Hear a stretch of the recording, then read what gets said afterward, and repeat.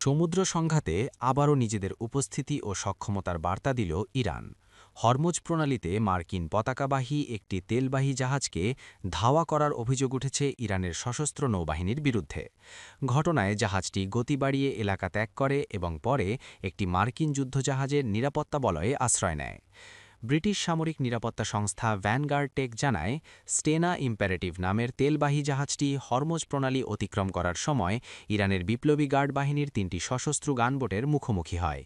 Radio বার্তায় জাহাজটিকে engine বন্ধ করে তল্লাশির জন্য প্রস্তুত হতে বলা হয়। তবে ওই বার্তা পাওয়ার পর জাহাজটি গতি বাড়িয়ে ইরানের জলসীমা এড়িয়ে চলে যায়। পরবর্তীতে একটি মার্কিন যুদ্ধজাহাজের নিরাপত্তা বলয়ে প্রবেশ করে পরিস্থিতি নিয়ন্ত্রণে আনে।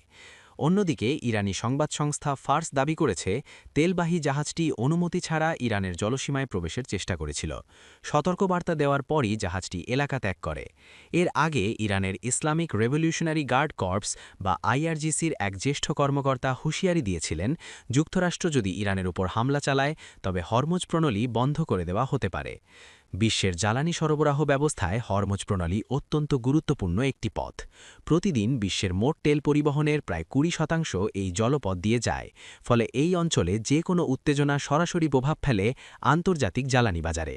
সাম্প্রতিক এই ঘটনার পর আন্তর্জাতিক বাজারে তেলের দাম $১ বেশি বেড়েছে বলে বিভিন্ন বাণিজ্যিক সূত্র জানিয়েছে।